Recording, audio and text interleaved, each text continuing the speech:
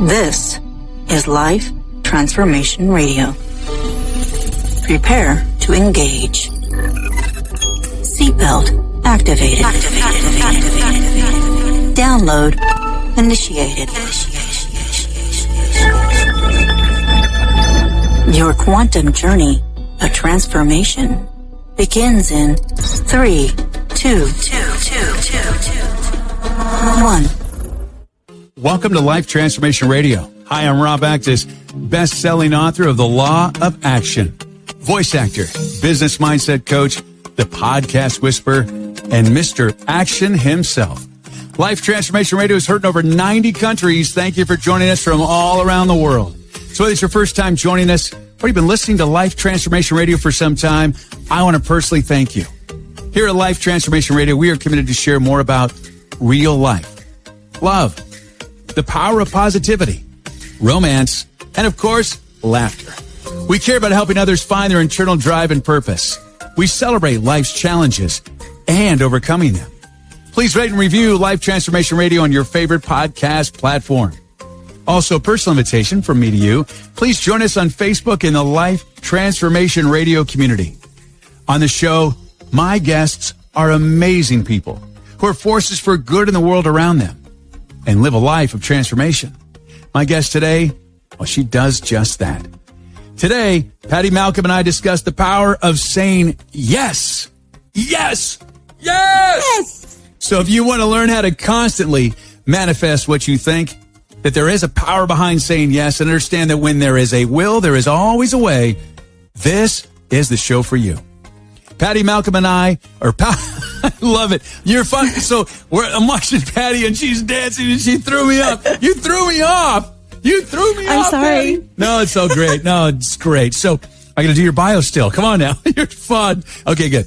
I said promise laughter. So Patty Malcolm, that's you, is a multi-passionate actress living in LA, and she meditates, plays the banjo, except I'm sorry, we won't be hearing any of that today. And she loves fight scenes. All right, Patty, welcome to Life Transformation Radio. Woo! What an intro was that? Oh my gosh. That music's excellent. Thank you. It's not many people that can mess me up. It really is not many people. And you messed me up. So thank you for that. I really appreciate it. And big shout out to Matt, your incredible husband, for just dropping everything, even the phone call from Mom, to get us all dialed in for this show. So thanks, Matt. Yeah, he set me up for this for sure. I always am running out to get him or like, help, I need help. I'm not very techie like him. So is it kind of like this? Hey, babe, do you need anything? Oh no, I got it. And then you get in, you're like, Babe, I need some. Absolutely. I said that right before I got on with you. He's like, you good? I'm like, I'm so good. Yeah, I got this. Go. And then 2 seconds later, I'm running into the house to get him. Like, come help me.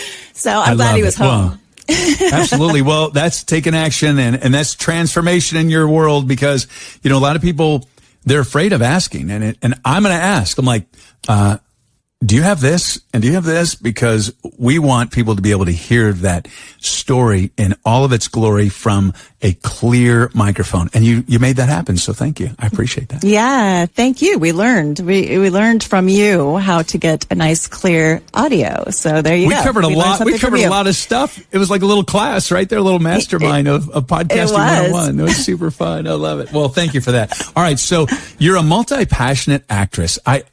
I've never heard anybody say that before. Tell me exactly what multi-passionate means. Now, I've heard of multilingual actress, but I've never heard of multi-passionate actress.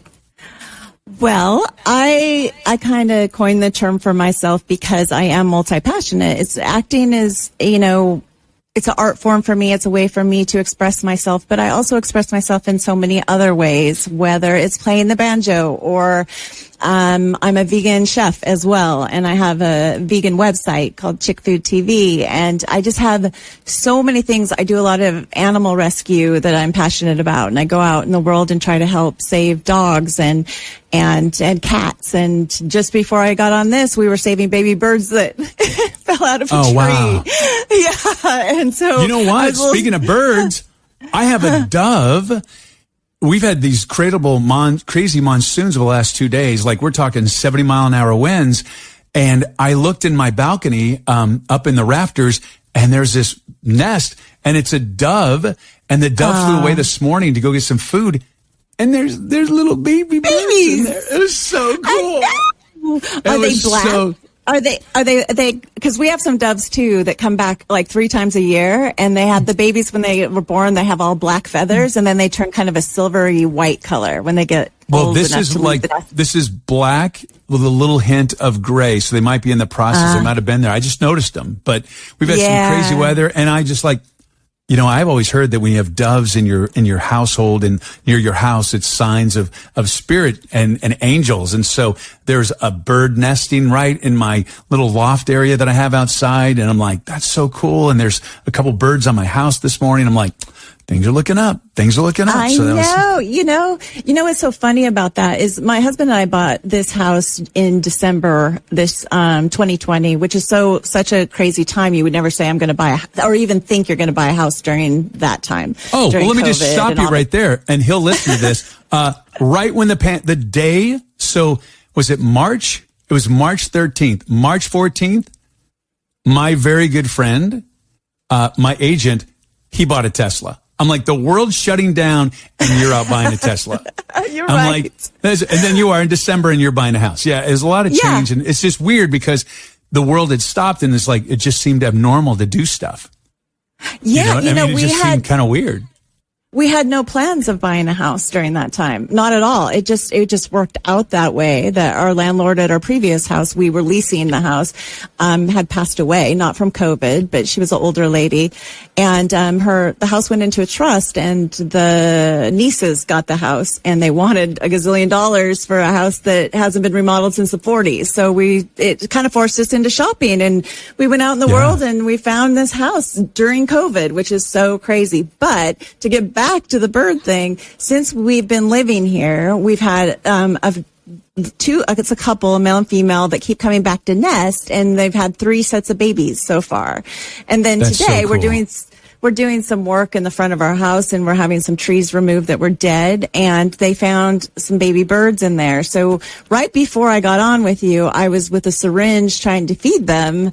And cause I read online, you have to feed them every 10 to 15 minutes. I'm like, oh my gosh, I was freaking out. And, my husband found a sanctuary that will save them and try to rehabilitate them and keep them alive. That's awesome. So it's a happy ending. Okay.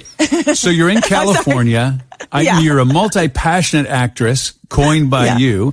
And so, it's interesting. So did you come from like Idaho or some other place? Like, I want to hear your story of transformation of how you became an actress, because those are really fascinating. A lot of people have incredible stories. Was it you were 4 years old, 3 years old, 1 year old, 10 years old, 15 years old? You're like, I declare I'm going to be an actress. When did that happen? Okay, well, let's go way back here. First of all, my parents were from North Carolina, and they lived in the mountains. And my grandmother, my mom's mom, had 11 children in a one-room house and an outhouse, and hillbilly. Like, if you looked it up, there'd probably be a picture of my family in the dictionary by the word. I have a really good, vivid imagination, and all of a sudden I heard banjos playing when you said that. Oh my God. It's just so funny. I just like, as soon as you said that, I go, dun, dun, dun, dun, dun, dun, dun, dun. I'm like, oh, it's always the song from Deliverance. Everyone goes there immediately. That's it. So it was like backwoods, and they knew nothing about Hollywood or anything like that. And so my mom ended up moving across the country when she was 19 to Washington State for the logging industry, where most of her brothers and sisters had moved out previously. And so she met my dad there. He was from Illinois. And, they had 3 kids, and I was the third, the last, the baby. And I think I came out of the womb singing like opera, I was just this really strange child. I just, oh my God. Well, okay. So I want you to tell, I have a very vivid imagination. So if you remember those Bug Bunny cartoons when, hello, my darling, the frog that doesn't sing. And it's like, so I imagine you sing an opera, and then I just imagine you come out of the womb going, hello, my darling, hello, my darling, hello, my darling, gal. I was like, oh, yeah. Yeah, right. Right. Yeah. So that's great. My parents, are simple people, and that's okay. That's what they came from. And so I grew up in a mill town, and when I was very young, I would start performing for my parents. I would change outfits, and I'd run out in the living room and go, ta-da! I didn't really have an act. It was just all about ta-da! It was more about the outfit and the big, ta-da! And jazz hands. And I'd dance out of the room, and they're like, I don't know where this child came from. Like, who does are you sure she's ours? And, so they saw that. And then I wanted to learn about art. I was in junior high school, and I was talking to my parents about art and Picasso and Matisse and all these artists. And my parents were like, wow. Who are you? Like, we don't understand. And then at 12, I came in and I announced, I'm moving to Hollywood to be an actress, and I'm never eating meat again. And my parents were like, who are you? Yeah, like they didn't even. Did they never switch met you at birth? Right, and so they never met. My parents are definitely carnivores and never met an animal they didn't want to eat. So the fact that they're 12-year-olds announcing this, they're like, okay. They're like, well, as long as you live in our household, they're like, the acting thing we could talk about. But as long as you live in our household, you're going to eat meat. So I just sit at the table all night, and I wouldn't eat the food, or I'd feed it to my cat under the table. And then they were like, what is this stubborn little person doing to us? And eventually, when I turned 14, I said, look, I'm going to become a vegan, whether you like it or not. If you don't let me, send me to a foster home. And my parents are like, what? They're like, well, we want to keep her, so I guess we got to work with her on this. So they gave me an allowance, and they take me to the grocery store, and I'd have to buy my own food. So, oh wow, I was just like the black sheep of the family, and that led to lots of jokes. And because I have a lot of cousins, because I have a big family, and they would always tease me about not eating meat. Yeah. And so interesting. So interesting. So I was 4 or 5 years old, and I declared publicly after watching Laugh-In that I wanted to talk on TV. And look at me now. Like, I had no idea what I was saying when I was 4 or 5 years old, but look at me now, and look at you now. It's amazing how, because there's not a lot of entertainers in my family, and I guarantee you there is no one like me at all in my family. They wonder, where did he come from? Like, what planet did this guy come from? And, not that I'm a vegetarian or a vegan. Yeah, as a carnivore, I would totally fit in with your family, but I do eat a lot of salads, so I do. So I'm not quite, but I can adapt. Well, you don't have to. And going to California, you know what? I got friends that are vegans, and they've been giving me some really great food, and I'm like, that's good. I would eat that. Yeah. I know. There's a lot of great restaurants here, and I'm a good cook, so I could make you a meal when you visit. Well, I will definitely take you up on that. All right, so let's talk about that. So you're now moving towards your parents are thinking that you're not of this world and of their family, and they're like, who are you? And how did you progress? So you got the vegan part down, and now the actress part, they supported you. So then how did you make the transition? I entered the drama program in high school, and I was actually too shy the first year of drama to actually perform. So I was on the publicity committee, and I would make posters and hang them in the hallways at school and to advertise our plays because I was too chicken. But my acting teacher really believed in me, and his name was Dana Brown, and he's now passed away. But he saw something in me that really planted a seed that I could do it, that I did have talent. And he pushed me to perform the next year, and I did. And then I was hooked, I was like, this is cool. Exactly. Acting is a really cool thing. I don't have that nervous thing. I really don't get nervous. I've never been nervous standing in front of people. I don't get nervous in front of a camera. I have been nervous in front of a still camera. Brenna's got me doing these photos for Instagram, and for the photographer, and I'm really awkward. I'm having to learn how to hold my hands and do this and these different poses. And that's been a challenge for me, but video camera and live and acting is not. And so it's amazing because when I heard your voice was so powerful. And I met you on Clubhouse, which was really super cool, but just your voice and not what it sounds like, but the energy that I felt behind your voice. I'm like, she is super powerful, like just an extraordinary soul. I could feel that. And that's probably what your drama teacher felt. Yeah, it was very sweet of him to take the time with me. I was very shy, and a lot of artists are shy and they're drawn to the arts. And I did a monologue on stage and I had everyone crying in my class, and he took me aside and he's like, "Girl, you got something. You could do this." And that meant everything to me because I'm living in a mill town and the options are not there. No. What I talked to you on Clubhouse was that, I came from a family that was from the South, and they still kind of had an older belief system, like the boys go to college and the girls don't kind of thing. Right. Like I was expected to, graduate from high school and then marry a mill worker or a logger. And I didn't see that for myself. You're like, no. I don't think that's going to happen. No. I'm not happening. I'm like, so I want to move to Seattle. I had my sights set on Seattle, and my parents were like, I don't know how that's going to happen. And as soon as I graduated, I got in my car, packed it up, and headed to Seattle. I knew one girl there, and she said I could stay with her a few nights. And I stayed a couple nights, and that wasn't really working out. I didn't like her boyfriend. And I decided to sleep in my car. Wow. So I would park my car at the Kingdom, which isn't there anymore. And it was a big, huge parking lot. And I would sleep underneath my clothing.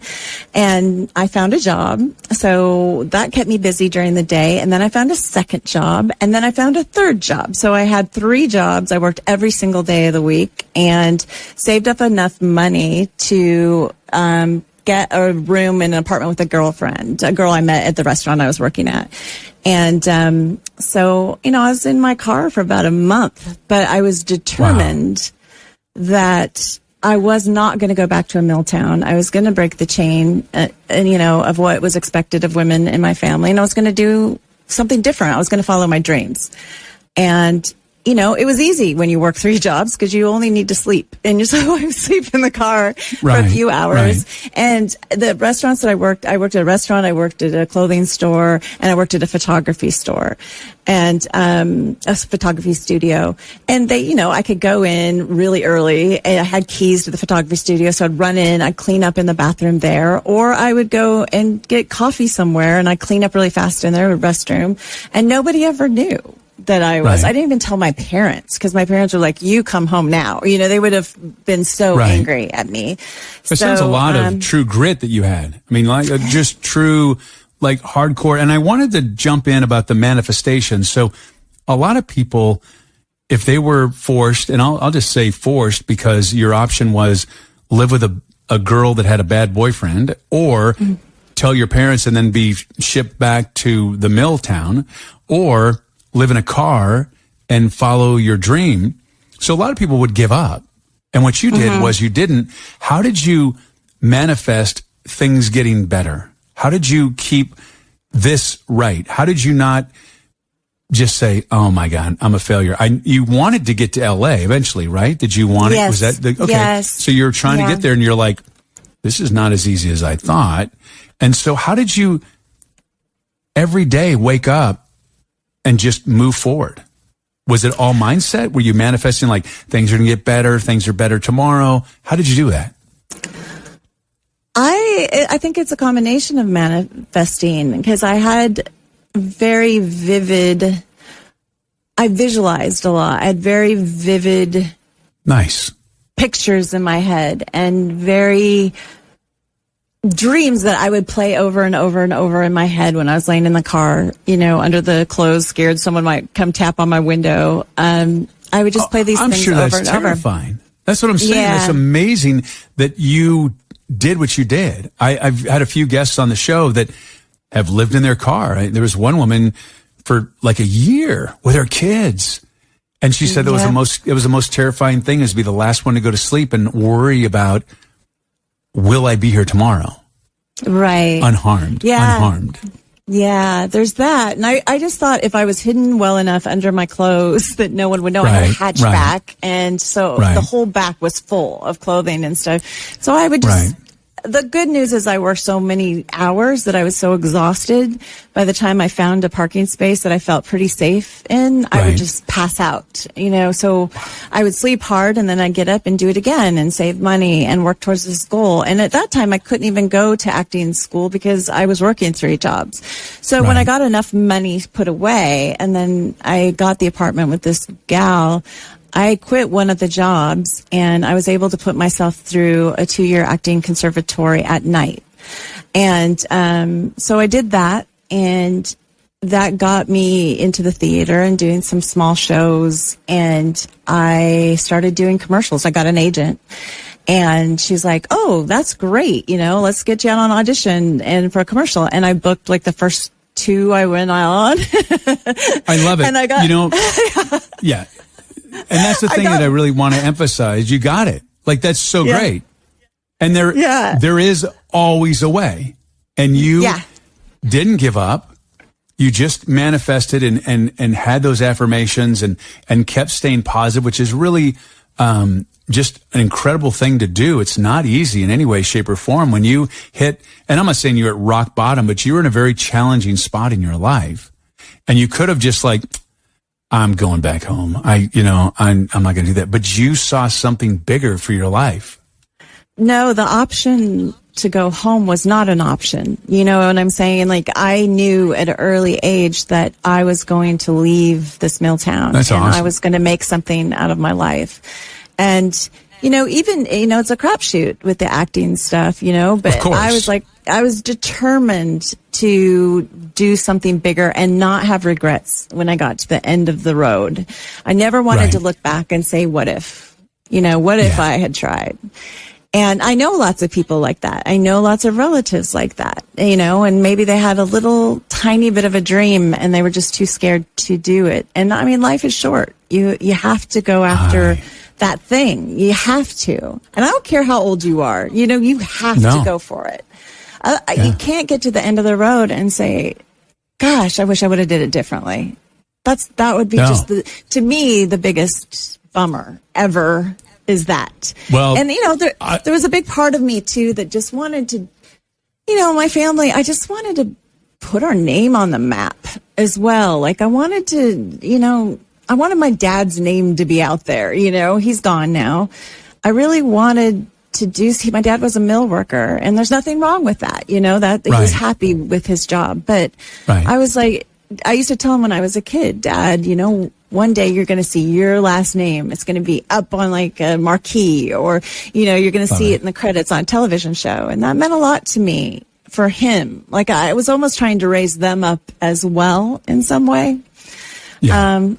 I wanted more for my parents, I wanted more for them, but they were happy, Yeah. The thing is, I've had a couple of near-death experiences, and it doesn't take till the end of your life that when you're old and decrepit, it means that it affects you. The first thing is, when I've had these, you're like, all these regrets come up. Why didn't I do this? Why didn't I do that? Why didn't I do this? Why didn't I do that? And it sucks. When I thought that I was going to die, my most painful experience of that was, wow, why didn't I do that? Why did I wait so long? Why didn't I do that? Why didn't I do this? Why, and you trust me, you don't want that. And so for you to overcome the way you did and to know that without having a near-death experience is truly remarkable. And the fact that you manifested what you've manifested and that you always found a way. I mean, look at that. You went from mill workers family to moving and living in a car, and then working, being in action, and you did that to get in Seattle and then making your way down to LA. Is that where you got the commercial? Was it? Yeah. So you made your way to LA. No, in Seattle you did. Yeah. Oh, okay, good. Seattle. Okay. Yeah. So that's still huge there. Yeah, that's how I got my SAG card. Is when I was in Seattle when I got in the union, and I did a ton of commercials, and I started doing print work there as well for catalogs. And I started auditioning for like Stephen King when they came to town to shoot a movie, and I started getting really great auditions. But there was a point where I kind of topped out in my market, and I'd always wanted to move to LA. So I did the same thing. I kind of just packed up and headed down here. I quit my job I had for 6 years, and I just packed up that car and headed to LA. Did the same thing. Started over again. And that's amazing. It worked. Yeah, it worked So out. were you homeless in LA, or were you have a little bit of a place to stay? No, I actually made decent money doing the commercials in Seattle, and I had a nice nest egg. And my girlfriend had moved here previously, and she lived in this little apartment complex. I feel like every person that moves to LA lives in at some point. It's in Burbank, next to the studios. Yep. And so I got a studio apartment like 3 doors down from hers, and right out the gate, I got 3 agents. So I was pretty lucky, actually. Yeah, that's really lucky. That's very fortunate. That's very fortunate. And I ended up, I was telling you before we went on the air, is that I got a small part on Days of Our Lives, just a little day player thing. And I met a gal there because I was worried about making money between the gigs. Right. And she told me that she did stand-in work, or she was a double, and she made a decent living doing that. And I was like, what? I've never heard of that. We didn't have that in Seattle. So it's so strange is I went and signed up with this company called Central Casting here in LA that casts mostly background actors. And I was like, I want to be a stand-in. And they're like, well, it doesn't work that way. You have to do background work. I'm like, no, I want to be a stand-in. And so I got a call literally 2 weeks after I registered with them to double and stand in for Lauren Graham on Gilmore Girls. Nice. And and it's so funny is I went to Warner Brothers a lot, and I interviewed. I had to audition because they do a lot of fast dialogue on that show, because I had to read off-camera dialogue all the time with the actors. And they booked me, and I worked the whole show, and it was pretty amazing. I got to work with these really wonderful actors, and they gave me a little small recurring role on the show. So I got really lucky. But one of the things I was going to jump in. So people that are listening, they may not be in the industry because you know what a stand-in is. And so this is the cool thing about being a movie star, a TV star. You don't have to do like the grunt work. And the grunt work is to stand there on set when they're getting the microphone set up, or the lighting right, or they're trying to find out where you're going to stand, or all the stuff that would go on. They have what's called a stand-in. So everything that would lead up to the actual scene, there's a stand-in, and it's amazing. And so that's what you did. And, it's a very important thing, because they want someone who's very similar to the actress, because the lighting is really important, and they want some the same height, and they want some the same size, because they want to know where the furniture is and how they move around for the blocking. And they want to know the microphones, what level the microphone's going to be at. So it's almost like a clone of the actor or actress before they go on and they run their lines and they perform. Yes. Wow, that was an excellent description of the job. A lot of people don't know what that is. And so, good work. You just totally described it. Yeah. I was a stand-in, so I've done that before. Oh, yeah. But it's funny, because the funny thing is, people tell you did stand-in work, and they think, so if the star of the Gilmore Girls or someone else doesn't, is sick that day, you fill in. No, it's not like an understudy. It's not they think of it as an understudy, and it's not that. So I just wanted to get people up to speed on that. So I digress. Yeah. My ADHD just kicks in, and I just go down a tangent. But I was like, I don't know if anybody's going to know what a stand-in is. So there you go. Well, I actually really enjoyed it, because I drove into the lot every single day, and I worked with some really fabulous actors, and I got to double Lauren a lot. We are the same height. We have the dark hair, same skin tone. So I got to double her a lot, and it was a blast. I felt like I was part of the family. And I was, like You are. we really, You are. we got, yeah. It's a very well respected role in a film or TV show. It's really important. Yes, and it's very expensive to not have the right stand-in. Mm-hmm. Very expensive, absolutely. And TV production costs and movie production costs are really expensive, and having a really good stand-in is a really good thing because they're able to maximize the time and getting stuff right early, fast, and it also. They don't have, so if something goes wrong, it's usually the process of the stand-in's fault, not the stand-in's fault, but just that time. And those high-paid actors and actresses, they don't like it when there are problems. And so they want all flow and no friction. And if you can do that, you will be very well received and very happy. Yes, and because of that, I ended up working again and again and again and again and again because they requested me on other projects. And I worked on several huge television shows as the stand-in and double for the lead of the show. And that went on and on and on and longer than I wanted it to. I just got really what they call is the golden handcuffs in the business. I got used to the medical insurance, the full ride, and making a living, and having a place to go to work every day. And that made it difficult for me to be out there auditioning for myself. A lot of the shows were really sweet in that they let me audition for the show. And so, some of them I booked roles on. So that was, I would always tell myself, oh, I'm still doing what I wanted to do. I'm on a TV set every day and I'm getting these parts, so I'm on camera, except they're not really recording anything. Until just 2 years ago, I said, I'm done. I was on the show, The Good Place, and it was done filming. And I was like, okay, this is it. I moved to LA to be an actress.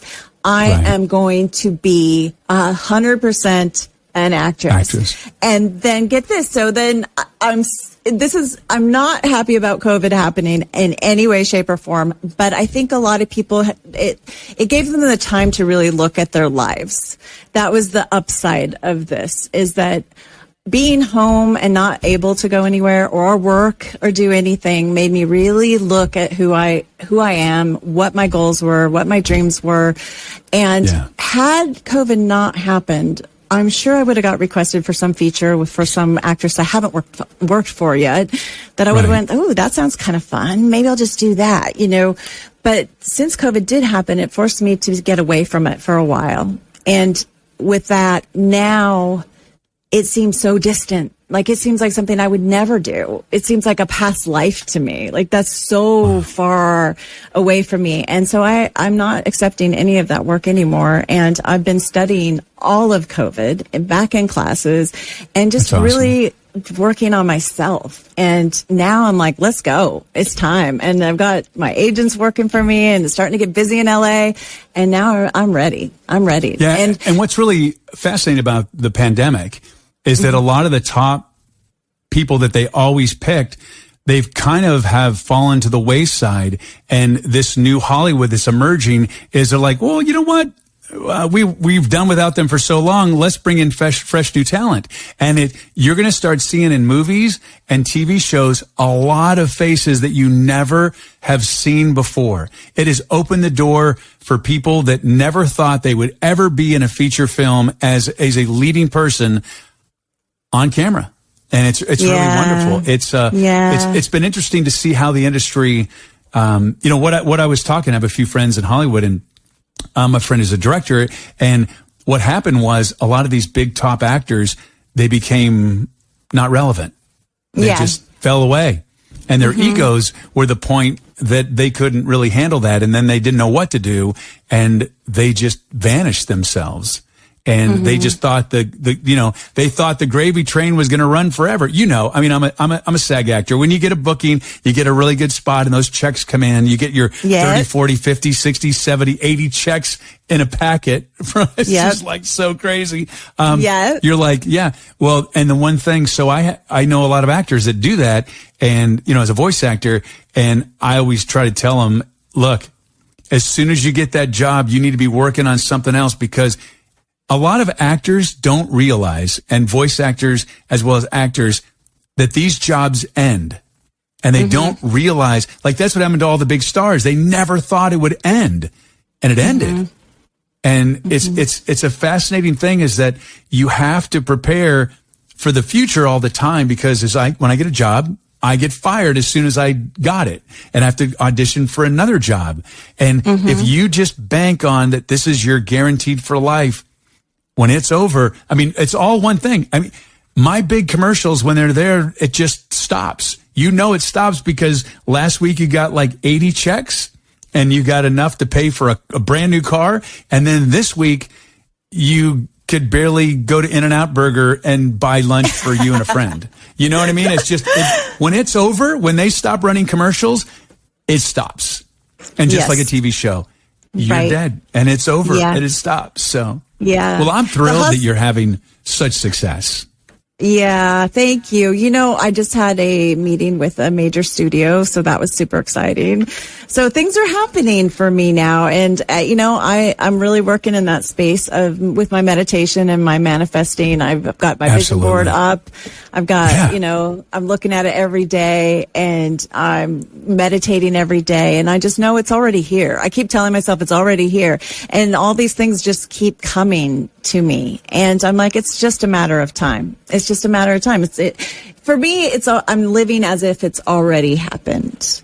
And so it's already working in the universe for me. It's coming to me. And, I just gotta sit back and I'm working hard, of course, but you have to let it come. Well, that's the key as well. That's the key. Yeah.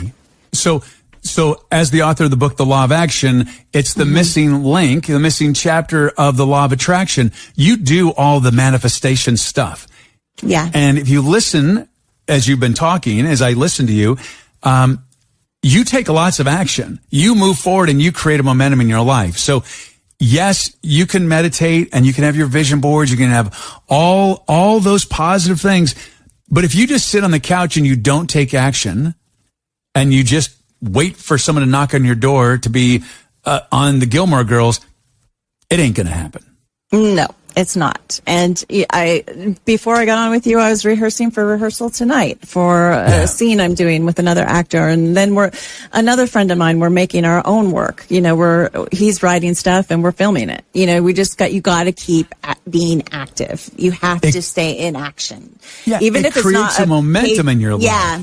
Yeah, if you want to be an actor, you got to act. Yeah, and not only does it create a momentum in your life, but the universe takes notice and says, hey, Patty, you've been playing here, like really high end, and now there's all this momentum, and then all of a sudden, now you're playing here, and the universe just provides out of the law of abundance, in that people just, all of a sudden, they go, you know what, my friend Patty Malcolm, and then all of a sudden, people that you didn't know that know you and reach out, and it's just... It's such a magical experience to live a life of massive inspired action with manifestation and lots of action. Yeah, I work so hard. So it's not that I'm just like staring at this board all day. Well, it's going to be interesting. So what's your biggest job that you've ever done so far? What's the Gilmore Girls, but let's see, that was a stand-in, but you run a soap. What's the biggest one? The biggest one was a guest on Criminal Minds, where I got in a fight. It was a fight scene. I had to fight for my life. You love fight scenes. Okay. I love fight scenes. I love physicality, and I like to go there emotionally, and I like to scream and kick and all that. It aired.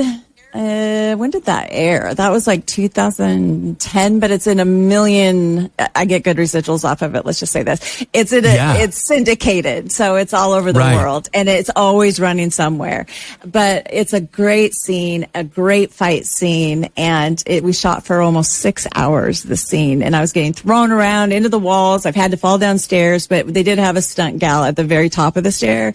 And then I stepped in to fall down the last couple stairs and land on the ground. But that to me was a blast, and I want to do more. I want to, the dream would be is to be on a procedural as a badass detective, kicking butt, taking names. Oh, I can see in that. Wearing a really nice suit, silk shirt. Yeah. So the one thing I was going to say is, as we start to wrap things up, is that, you're going to get the ideal part. You're going to either get cast for a major TV show that's going to be a massive hit because it's just waiting for you. I see it. And I'm like, yeah, she was on Life Transformation Radio. I knew her when. I'm just saying. And when that happens, it's going to be so funny. And you'll experience this is people are going to go, God, she's like an overnight success. Right. You're so lucky. Right. Guy, Patty, you're so lucky that you got on this show. Yeah. She's been working her ass off for a long time. I slept in my car. I know. I slept in my car.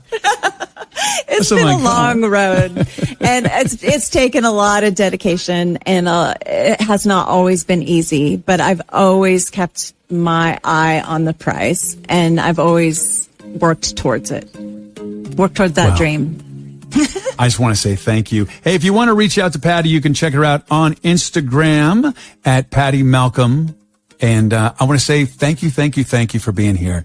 What a joy. This went by just like that. I know. Amazing. And you sounded so good. All right, you come back. I'll play my banjo. Hey, you know what? I promise. You promise? I promise. Okay. She was going to play the banjo. And then the next show, you know what we should do? We should have your husband on next week. We'll have Matt on. Best-selling author, world-renowned speaker. The guy is so cool, and he's a part-time audiovisual technician. For me. Yes, for me. Official AV person of Patty Malcolm. So there you go. Thanks for being here, Patty. Appreciate it. Thank you for having me. It was a pleasure. And thank you so much for your support and taking time out of your busy and precious day to listen to Life Transformation Radio. We so appreciate it. Thank you for allowing me, along with my very special guest, Patty Malcolm, to touch your heart, move your soul. You know, you distract me, Patty. Oh my God, you distract me. Move your soul as she moves her. You're still. Really? Really? Yeah. Okay. They're going to kick me out of SAG. That's probably what they're going to do. Move your soul and inspire you to live a life of transformation. I'm Rob Actis. Until next time. This is Life Transformation Radio. Download complete.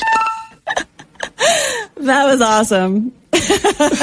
Oh my God. I'm leaving that in there. I'm not even taking it out. That's awesome. I think it's perfect. I think it's great. I love it. I love it. I think it's great. Because it's funny. People are like, you mess up. And I go, you know what?